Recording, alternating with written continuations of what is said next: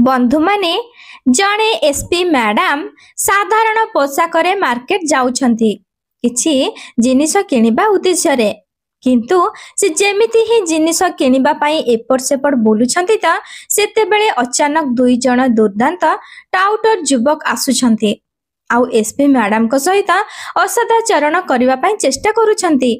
एबे प्रथमे प्रथमे त एसपी मैडम भाबिले कि किछि कथा नाही, बोध हुए भूल एमानका हाथ मो देहरे बाजी जाइथिबो, किंतु या परे मध्य से युवक माने तांको सहित खराब व्यवहार करूछंती। शेषरे विरक्त होई मैडम जणे युवक को जोर से थापड़ मारुछंती। एबे जेमिति ही से युवक को थापड़ बाजुछि त तार आउ जणे सांग मैडम को हाथ को धरि नेउछि। या परे एसपी मैडम आखि पिछुड़ा के दुई जण युवकों को ओलटाई थापड़ मारिले। एबे एई दृश्य को देखि मार्केट रे उपस्थित थिबा अन्य सब लोक माने आश्चर्य होई जाउछंती कि जणे साधारण झिया इते बळशाली किपरि हेई परिला।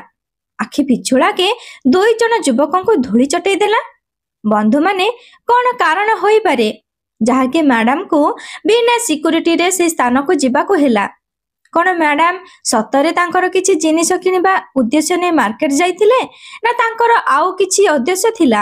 आउ आगो को कोन होउछि ए कहानी रे आसंतु जानिबा पूरा कहानी रो सत ए वीडियो माध्यम रे। किंतु कहानी रे आगो को बढ़िबा पूर्वरु मोर आपण समस्त को से पुराना अनुरोध कि कहानी टे भल लागिले वीडियो को लाइक शेयर करबा सहित मो चैनल को टिके सब्सक्राइब कर देबे। बंधु माने सुंदरगढ़ रो गोटिए छोट गाँ रे जने झियो रहुथिला जहार ना हेउछि सोनिया। सोनिया रो घरे तार माँ बापा आउ छोट भाई भौणी दुई जण रहुथिले। सोनिया रो बापा गोटे प्राइवेट रे जॉब करुथिले। तांको बापा से प्राइवेट जॉब रु जेउ पैसा रोजगार करुथिले सेथिरे सेमाने समस्ते बहुत आराम रे चली जाउथिले। आउ सोनिया घरर बड़ झियो थिबा हेतु से तार पढ़ा लिखा बहुत भलरे कंप्लीट कर देथिला। आउ पाठ पढ़ारे भी से बहुत विचक्षण थिला। से पढ़ा लिखा करिबा परे गोटे टेस्ट देथिला जहार रिजल्ट एबे किछि दिन भितरे प्रकाश हेबार थिला। एबे जेमिति ही रिजल्ट प्रकाश हेबार समय आसीगला त पूरा परिवार आशार सहित अपेक्षा रे थिले। आउ जेमिति ही रिजल्ट आसुछि त परिवार रे खुशीर लहरी खेली जाउछि कारण सोनिया यूपीएससी रो परीक्षा क्लियर कर देथिला। ताको क्लियर करिबा परे सोनिया जणे एसपी बनी गला। ए खुशी तार बापा पूरा गाँ रे बहुत धूमधाम रे पाळुछंती। आ पूरा गाँ लोक सोनिया रो बहुत प्रशंसा कले, सेमानको शुभेच्छा मते जणाइले। तापरे सोनिया निजर ट्रेनिंग पई चली जाउछि आ सेठारे रही निजर ट्रेनिंग पूरा करूछि। धीरे धीरे समय अतिबाहित हेउछि। समय बीतवा सहित सोनिया रो ट्रेनिंग मध्य कंप्लीट होई जाउछि आ से गोटे जिल्ला रे निजर कार्यभार संभाळुछि। सोनिया बहुत सचोट आ जने दायित्ववान ऑफिसर थिला आ सचोटतार सहित निजर ड्यूटी पूरा करूथिला। जेउठारे से ड्यूटी करूथिला सेही अंचल रे से कदापि अपराध को सहय करि पारु नथिला। परिस्थिति एपरि होइतिला जे जेउ जिल्ला रे सोनिया रो पोस्टिंग हेउथिला सेठाकार जेउ सब सक्रिय गैंग रहुथिले से माने आपे आपे चुप होई जाउथिले। आ अपराध करिबा पई केही मध्य आगो को आसु नथिले कि साहस मध्य करू नथिले। आ एही परि भाबरे धीरे धीरे समय पुणी बीतिबारे लागिला। समय बीतिबा सहित सोनिया रो पोस्टिंग को एबे पाखा पाखी 2 वर्षर समय बीती जाइथिला। एबे 2 वर्ष परे सोनिया रो ट्रांसफर अन्य एक जिला को हेउछि। आ सेही अंचल रे मध्य सोनिया बहुत सचोट आ कठिन परिश्रम करी निजर कार्य करिबा आरंभ करि देउछि। सेठारे निजर काम करिबा समय रे गोटे दिन संध्या समय रे जेतेबेले कि से निज घरे बसिथिला सेही समय रे तार किछि जिनिसर आवश्यक पडुछि। एमितिरे भी से निज ड्राइवर को पठेई आनी पारि थांता, हेले से चिंता कला कि मु निजे जाई से जिनिसर किणाकिणी करिबाटा उचित हेबो। किछि समय परे से निज ड्राइवर सहित गाड़ी रे बसी मार्केट को बाहरिले। एबे जेमिति ही मार्केट रो बाहरे तांको गाड़ीटी पहुंची त तापरे से तांको ड्राइवर को गाड़ी अटकाइबा पई कहउछंती आ कहिले कि ड्राइवर तुमे चली जाओ, मोर काम सले मु तुम पाखक फोन कर देबी। ତୁମେ ଗାଡ଼ି ଆଣି ଏଠାରେ ପହଞ୍ଚିଯିବ। ସୋନିଆ ମ୍ୟାଡାମ ସାଧାରଣ କପଡ଼ା ପିନ୍ଧିଥିଲେ ଆଉ ସେ ଏକା ହିଁ ବିନା ସିକ୍ୟୁରିଟି ଆଉ ବିନା ଡ୍ରାଇଭରରେ ମାର୍କେଟ ଭିତରେ ବୁଲି ବୁଲି ଜିନିଷ କିଣୁଥିଲେ। କାରଣ ସୋନିଆ ମ୍ୟାଡାମ ଚାହୁଁନଥିଲେ କି ତାଙ୍କ ପାଇଁ କୌଣସି ପରିସ୍ଥିତିରେ ମଧ୍ୟ ଲୋକମାନେ ହଇରାଣ ହୁଅନ୍ତୁ। ଆଉ ସାଧାରଣ ମହିଳା ଭାବରେ ସେ ମାର୍କେଟରେ କିଣାକୁଣି କରୁଥିଲେ। ଆଉ ତାପରେ ସେ ଜିନିଷ କିଣାକିଣି କରିବା ସମୟରେ ମାର୍କେଟର ଏପାଖ ସେପାଖ ବୁଲୁଛନ୍ତି ଆଉ କିଛି ଜିନିଷ ମଧ୍ୟ କିଣି ନେଉଛନ୍ତି। କିନ୍ତୁ ଏବେ ତାଙ୍କୁ ଆଉ କିଛି ଜିନିଷ କିଣିବାର ଆବଶ୍ୟକ ଥିଲା। ତେଣୁ ସେ ମାର୍କେଟରେ ଆଉ କିଛି ସମୟ ବୁଲୁଛନ୍ତି। ଅଚାନକ ଜଣେ ଯୁବକର ହାତ ଅଜବ ପ୍ରକାର ସ୍ପର୍ଶ କରୁଛି ତାଙ୍କ ହାତକୁ। ଏଇ କଥାକୁ ଦେଖି ପ୍ରଥମେ ତ ସୋନିଆ ଇଗ୍ନୋର କରିଦେଉଛି ଆଉ ସେ ଭାବିଲା କି ଛାଡ଼, କିଛି କଥା ନାହିଁ, ଅଜାଣତାରେ ବାଜି ଯାଇଥିବ। ତେଣୁ ସେ ତାର ଆଉ କିଛି ଜିନିଷର କିଣାକିଣି କରିବା ପାଇଁ ମାର୍କେଟର ଆଉ ଟିକେ ଆଗକୁ ଯାଉଛି। କିନ୍ତୁ ସେତେବେଳେ ପୁଣି ଥରେ ସେଇ ଯୁବକ ଜଣକ ଆଉ ଥରେ ଏସପି ମ୍ୟାଡାମକୁ ସ୍ପର୍ଶ କରୁଛି। କିନ୍ତୁ ଏଇଥର ସୋନିଆ ଆଉ ଚୁପ୍ ରହିଲା ନାହିଁ। ସେ ଯୁବକ ଜଣକ ଗାଲରେ ଜୋର ଥାପଡ଼ ମାରିଲା। ଏବେ ଯେମିତି ହିଁ ସେ ଯୁବକ ଜଣଙ୍କୁ ଥାପଡ଼ ବାଜିଛି ତ ତା ସହିତ ଆସିଥିବା ଅନ୍ୟ ଯୁବକ ଜଣକ ସୋନିଆର ହାତକୁ ଧରି ନେଲା। ଏବେ ଯେମିତି ହିଁ ସୋନିଆର ହାତ ଧରିଛି ତ ତାପରେ ସୋନିଆ ଆଖି ବିଚୁଳାକେ ସେଇ ଯୁବକ ଦୁଇ ଜଣକୁ ଧୂଳି ଚଟେଇ ଦେଉଛି। ଏବେ ଏଇ ଦୃଶ୍ୟକୁ ଯେମିତି ହିଁ ବଜାର ଭିତରେ ଥିବା ଲୋକମାନେ ଦେଖୁଛନ୍ତି ତ ଆଶ୍ଚର୍ଯ୍ୟ ହୋଇଯାଉଛନ୍ତି କି ଜଣେ ସାଧାରଣ ଝିଅ ଏମିତି କଣ କଲା ଯେ ଯୁବକ ଦୁଇ ଜଣ ତଳେ ମୁହଁ ମାଡ଼ି ପଡ଼ିଛନ୍ତି। ୟାପରେ ସୋନିଆ ନିଜ ଫୋନ ବାହାର କରୁଛି ଆଉ ଫୋନ ବାହାର କରିବା ପରେ ନିଜ ଟିମକୁ ଫୋନ ଲଗାଉଛନ୍ତି ଆଉ ମାର୍କେଟ ଭିତରକୁ ଡାକୁଛନ୍ତି। ଏବେ ଯେମିତି ହିଁ ଏକା ସହିତ ବହୁତ ଗାଡ଼ି ଆସୁଛି ତ ସେ ଗାଡ଼ି ସବୁକୁ ଦେଖି ସବୁ ଲୋକ ବହୁତ ଆଶ୍ଚର୍ଯ୍ୟ ହୋଇଯାଉଛନ୍ତି।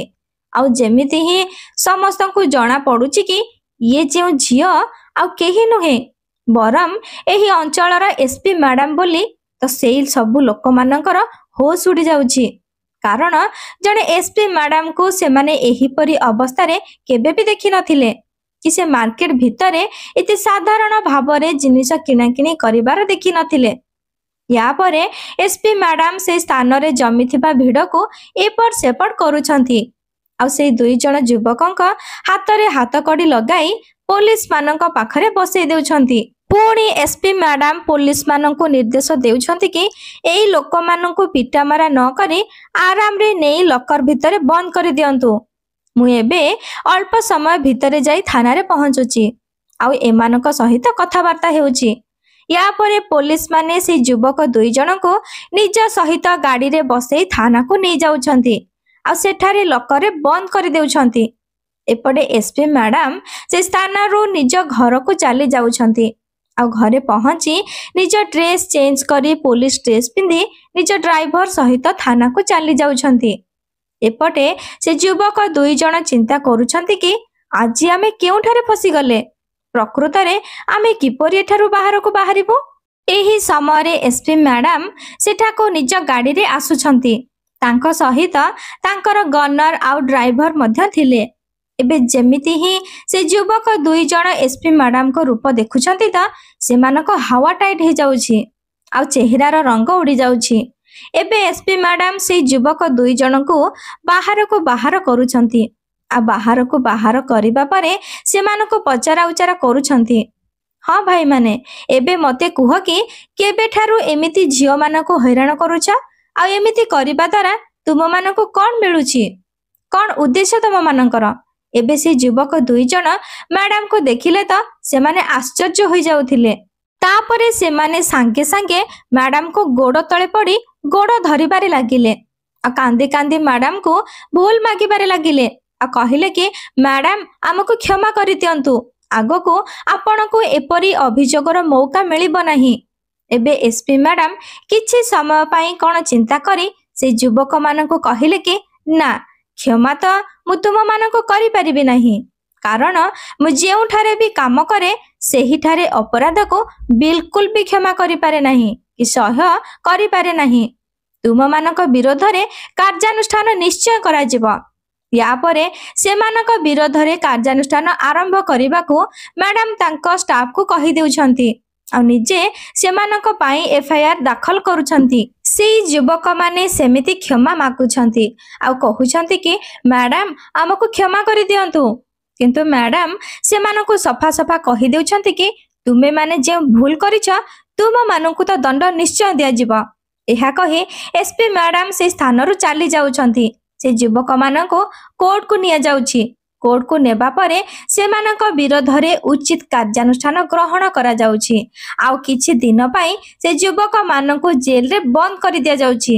ୟା ପରେ এই ଖବର ଯେମିତି ହିଁ ସେ ମାର୍କେଟରେ ପ୍ରଚାର ହେଉଛି ତ ସବୁ ଲୋକମାନେ ମ୍ୟାଡାମଙ୍କର ବହୁତ ପ୍ରଶଂସା କରିବା ଆରମ୍ଭ କରିଦେଉଛନ୍ତି ଆଉ କହୁଛନ୍ତି କି ଏସପି ମ୍ୟାଡାମ ହେବ ତ ଏମିତି ହିଁ ହବ। ଏବେ ଯେଉଁ ସବୁ ଦୁଷ୍କର୍ମଚାରୀ ଯୁବକମାନେ କଲେଜ ସାମ୍ନାରେ ଛିଡା ହୋଇ ଝିଅମାନଙ୍କର ଥଟ୍ଟା ମଜା କରୁଥିଲେ ସେମାନେ ମଧ୍ୟ ସଚେତନ ହୋଇଯାଉଛନ୍ତି। ଆଉ ୟା ପରେ ସେଇ ଅଞ୍ଚଳରେ ମନ୍ଦିର କି କଲେଜ ଆଉ ମାର୍କେଟ ଭିତରେ এই ଦୁଷ୍କର୍ମକାରୀ ଯୁବକମାନେ ଆଉ ଦେଖାଦେଲେ ନାହିଁ। ସମସ୍ତଙ୍କ ମନ ଭିତରେ ଡର ରହିଲା କି ଜଣା ନାହିଁ ଏସପି ମ୍ୟାଡାମ କେଉଁ ଝିଅର ବେଶରେ ଆସି ଆମକୁ ଧରି ନେବେ। ସେ ଲୋକମାନଙ୍କୁ ଯେଉଁ ଦଣ୍ଡ ଦିଆଯାଇଥିଲା ସେଥିପାଇଁ ସେ ଅଞ୍ଚଳର ସବୁ ଝିଅମାନେ ନିଜକୁ ସୁରକ୍ଷିତ ମନେ କଲେ।